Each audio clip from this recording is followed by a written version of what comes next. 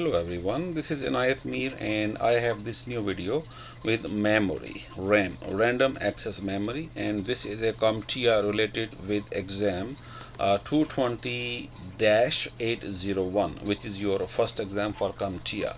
So I have small slides which actually will explain itself about the memory. So here we are going to start from SIM, very old memory, 30 pin or 72 pins, or dual inline memory module, which is DIMM, 168 pins, or we will talk about further in other slide about 184 pin DDR or some other types of DDR. At the bottom of my screen here you can see DDR is actually initially had 184 pins, or DDR2 240 pins, or DDR3 240 pins, and these are not compatible even with a DDR4, which is a new memory. So here you see the differences between notches. So if you have a 184 pins or 240 pins DDR2 or 3, or even 284 pins DDR4,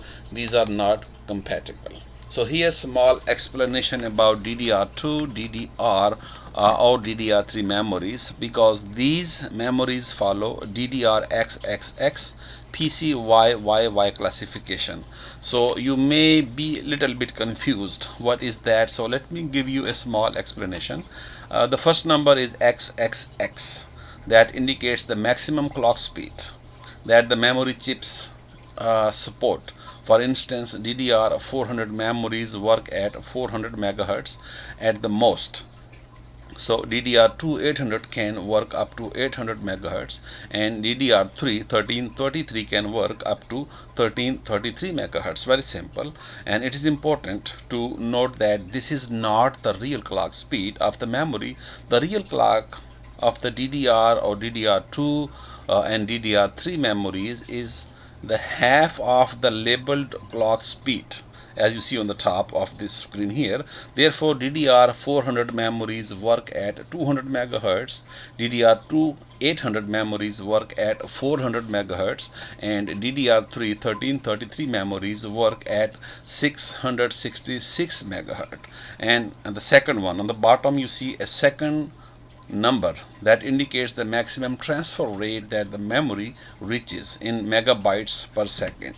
So DDR400 memories transfer data at 3200 megabytes per second at the most, and hence they are labeled as PC 3200. DDR2 800 memories transfer data at 6400 megabytes per second, and they are labeled as PC2 6400. And DDR3 1333 memories can transfer data at 10,664 megabytes per second, and they are labeled as PC3 10,600 or PC3 10,666. As you can see, we use the number 2 or 3 after DDR, or to indicate that we are talking about a DDR2 or DDR3 memory and not DDR.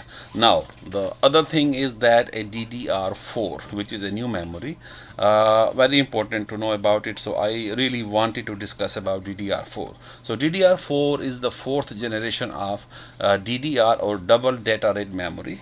So DDR4 is the newest iteration in DRAM, so dynamic random access memory, with a 288 pins count, loaded with new features that improve reliability, speed, power, and stacking capabilities for the enterprise, micro, server, ultra thin, and tablet markets.